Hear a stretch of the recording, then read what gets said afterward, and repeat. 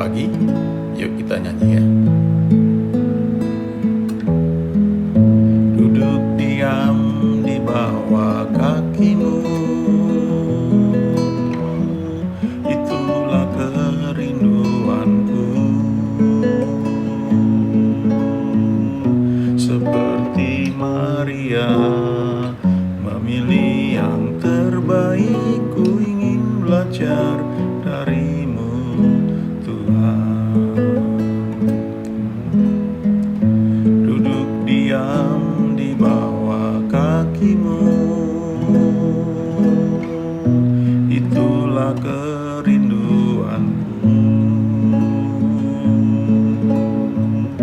Seperti Maria memilih yang terbaik, ku ingin belajar darimu, Tuhan. Glory, glory bagi Yesus, Tuhan dan Rajaku. Glory, glory bagi Yesus, Tuhan dan Rajaku. Glory, glory bagi Yesus, Tuhan dan Rajaku. Glory, glory bagi Yesus, Tuhan dan Rajaku. Bagi Yesus, Tuhan dan Rajaku. Bagi Yesus, Tuhan dan Rajaku.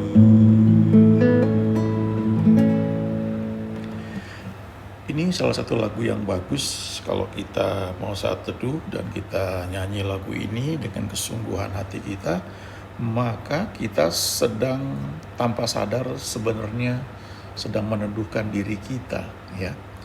Itu seperti menurunkan frekuensi otak kita, ya, supaya kita bisa teduh. Karena kalau yang namanya saat teduh ya harus teduh, ya. Kita mengizinkan Tuhan berbicara dari kedalaman hati kita, ya, bukan di pikiran kita. Nanti pikiran itu akan mencerna apa yang kita dapat dari renungan kita, ya. Saya belajar ketika sedang merenungkan satu bagian firman Tuhan dan saya nggak ngerti. Kalau dulu biasanya saya akan segera cari bahasa Inggrisnya, saya cari bahasa aslinya, ya. Saya baca berbagai terjemahan dan saya coba tafsirkan, saya paksa dengan otak saya. Ya, ujung-ujungnya tuh jadi seperti cucukologi, ya, berusaha mencocok-cocokkan.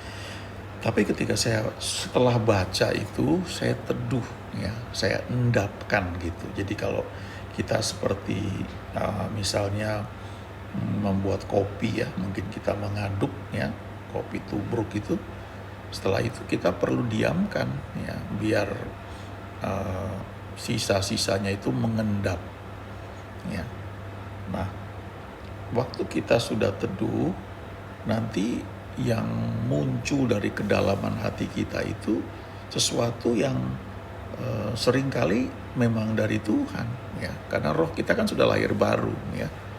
Lalu nanti kita diingatkan ayat-ayat yang pernah kita baca, kita diingatkan pengalaman kita, pengalaman seseorang, sehingga waktu kita merenungkan firman tersebut itu menjadi jelas, ya. Sering menjadi rema, kemudian jadi iman. Nah, ini membutuhkan satu seni yang namanya menantikan Tuhan, ya. Waiting on God. Ada buku-buku lama yang ditulis oleh hamba-hamba Tuhan yang sudah sekarang bersama Tuhan, ya. Ada Andrew Murray, ada kalau tahun 80-an tuh ada Kenneth Hagin, ada lagi banyak, ya. Mereka tuh menuliskan seni yang hilang tentang menantikan Tuhan. Sebenarnya itu ayatnya ada, ya, di Kisah Rasul pasal 2. Kalau kita baca di sana, itu ada satu kebiasaan murid-murid itu menantikan Tuhan dalam doa dan puasa. Mereka sedang berdoa, sedang memuji Tuhan, sedang menanti-nantikan Tuhan sambil berpuasa. Lalu Roh Kudus berbicara kepada mereka dan dikatakan untuk mengkhususkan Barnabas dan Saulus untuk tugas yang sudah disiapkan bagi mereka. Nah, setelah mereka mendapatkan firman itu, mereka nggak langsung bertindak, ya mereka nggak langsung buat panitia misalnya langsung bekerja dengan segera, tapi sebaliknya mereka berdoa lagi, mereka berpuasa lagi, lalu mereka menumpangkan tangan mereka atas Barnabas dan Saulus, lalu membiarkan Roh Kudus menuntun mereka. Nah, selanjutnya kalau baca itu perjalanan pelayanan atau trip pelayanan Paulus, ya namanya masih Saulus waktu itu ya, Barnabas dan Saulus yang sangat luar biasa. Nah, ada ayat di Amsal 19 ayat 2, tanpa pengetahuan kerajinan pun tidak baik, orang yang tergesa-gesa akan salah langkah. Nah, ini salah satu ayat yang perlu kita ingat, dan saya kira hari ini kita renungkan ya ayat ini berulang-ulang. Coba saya baca lagi ya. Tanpa pengetahuan kerajinan pun tidak baik, orang yang tergesa-gesa akan salah langkah. Jadi ada salah satu cara praktis membedakan apakah suatu ide yang walaupun baik itu berasal dari Tuhan atau tidak. Ya. Salah satu caranya adalah apakah waktu kita mendapatkan ide tersebut kita langsung bergerak, bertindak, kita langsung terburu-buru, ya seperti ada dorongan yang seperti menekan kita, ataukah sebaliknya dorongan itu ada tapi tidak terlalu kuat ya, tapi ya selalu ada. Jadi artinya melalui waktu itu diuji. Walaupun nggak bisa dipungkiri juga, kadang-kadang ada tindakan-tindakan tertentu yang perlu segera dilakukan. Ya. Bagaimana membedakannya? Ya lewat pengalaman. Ya, berjalan bersama Tuhan, kita akhirnya akan bisa membedakan yang mana dorongan dari Tuhan yang mendesak untuk segera dilakukan, yang mana itu dorongan dari emosi kita atau tekanan orang lain. Ya. Saya sering ambil contoh salah satu perbedaan Daud ya dan Saul. Kalau Saul waktu dia sudah jadi raja, kan kira-kira sudah 2 tahun dia memerintah. Nah, waktu itu dia mau pergi berperang, lalu dia nunggu Samuel. Karena Samuel harus datang mempersembahkan korban, baru Saul akan pergi berperang.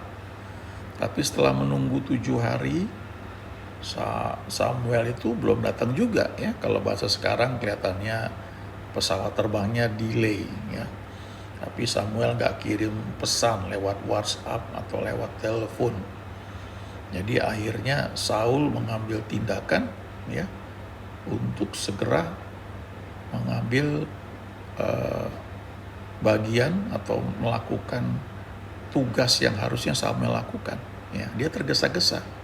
Kenapa? Karena rakyat sudah berserak-serak menekan dia, sudah bersorak-sorak berusaha meninggalkan dia. Sepertinya Saul ini nggak mengambil keputusan, lalu karena tekanan itu Saul mengambil keputusan melakukan tugas yang bukan menjadi bagian dia.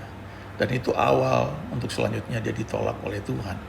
Nah sebaliknya Daud, ini situasinya lebih parah. Dia mengalami tekanan yang besar di Ziklag. Karena kalau kita baca di sana, dikatakan di situ di 1 Samuel pasal terakhir ya, itu Daud sangat terjepit karena rakyat mengancam mau melempari Daud dengan batu.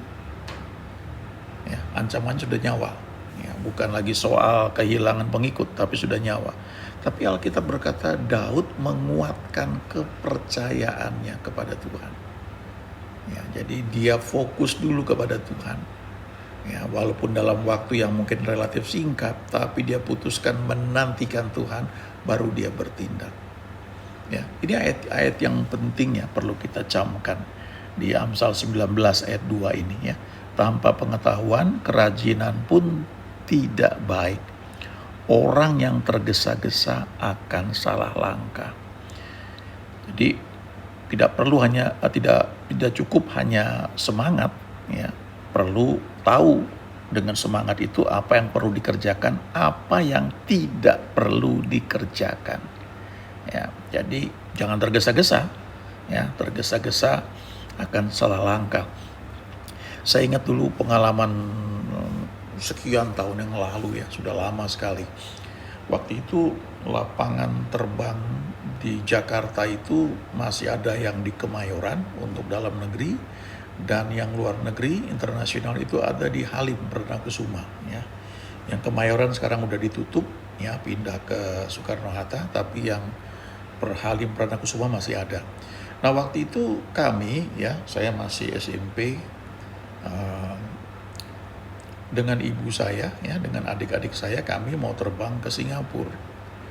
Nah, waktu itu kami terlambat tiba di Halim Perdana Kusuma, ya. Jadi begitu mendarat, bukan mendarat, ya, begitu turun dari mobil, waktu itu diantar sama om, ya, om saya. Begitu kami turun, karena sudah waktunya ngepas, lalu dengar pengumuman bahwa penerbangan ke Singapura, ya, SQ berapa begitu, ya, sudah dipersilakan penumpangnya untuk naik pesawat, ya. Wah, dengar begitu saya panik, ya, langsung buru-buru, ayo cepat, ya. Kami jalan ke arah yang salah, ya. Ternyata pintu masuknya bukan di tempat yang saya ajak adik-adik saya untuk segera lari gitu, ya. Lalu tante di belakang teriak-teriak, salah, pintu masuknya di sini. Jadi tergesa-gesa tapi salah langkah, karena nggak tahu bahwa pintu masuknya itu ternyata di tempat kami turun dari mobil, itu pintu masuknya di situ. Tapi karena nggak tahu dan panik, langsung tergesa-gesa mengambil arah justru ke pintu keluar. Jadi setelah dipanggil, ya, kami balik arah lagi, dan ya ini hebatnya Tuhan, ya, walaupun kami sudah terlambat sebenarnya, begitu kami sampai masuk ke dalam check-in, ternyata sebagian penumpang itu sudah siap-siap naik pesawat, sebagian sudah antri, jadi relatif sepi. Jadi begitu kami sampai, ya, di bagian check-in itu masih dibuka, ya, masih bisa masuk. Langsung koper kami dibawa, ya.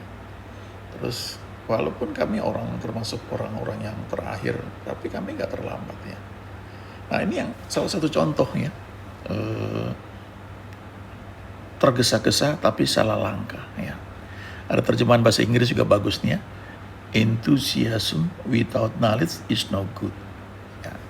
Jadi antusiasme tanpa pengetahuan itu juga nggak baik, ya. Kalau tergesa-gesa kita akan buat banyak kesalahan.